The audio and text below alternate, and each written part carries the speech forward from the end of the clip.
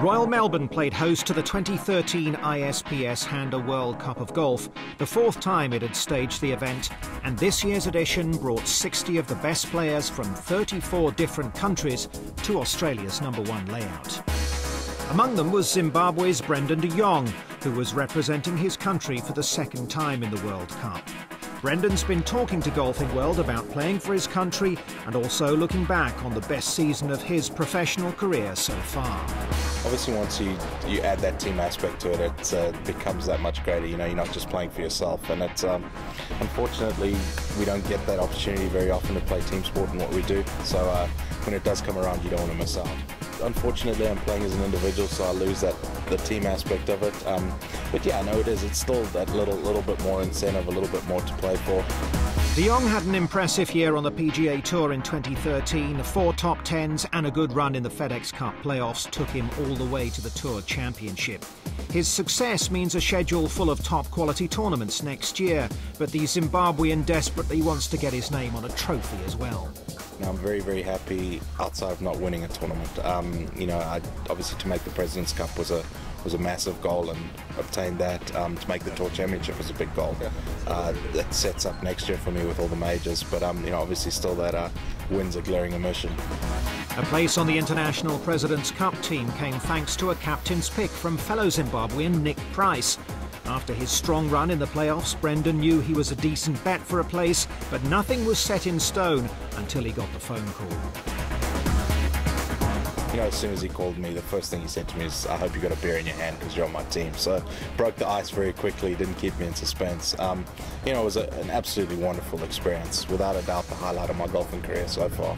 And you know, we didn't get the outcome we wanted to, but you know, invaluable learning experience. Price had a tough decision to make when it came to his captain's picks, but was helped by advice from team veteran Ernie Els.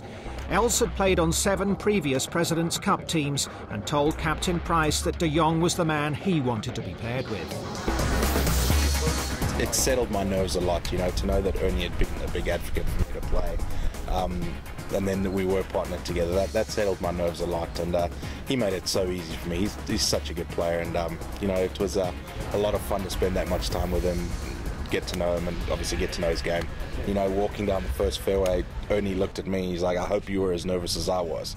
So that settled me down a little bit. And then, you know, obviously I played nicely, which settled the nerves, and I got comfortable very quickly, which I didn't know. It could have gone one of 2 ways.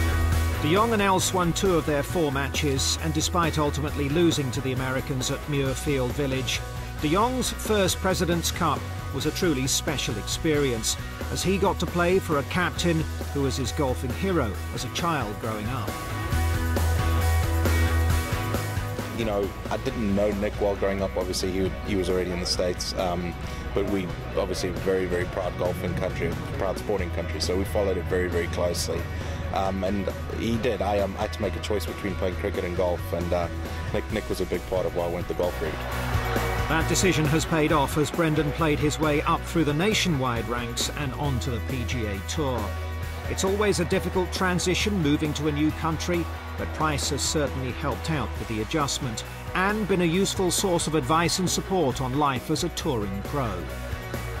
I called Nick, that's probably 5 or 6 years ago now, and you know, we went and had lunch or whatever, and he said, "Hey, you know, the Honda's 15-20 minutes down the road, you're more than welcome to come stay whenever you want." And you know, since then I've stayed at his house, I don't know, 9-10 times, and it's he's so down to earth that he's very, very comfortable to be around, and made it very easy to fit right in. Yeah, you know, any time I've struggled on the golf course, whatever, he's one of the first people I call. You know, he's obviously he's been there, done that.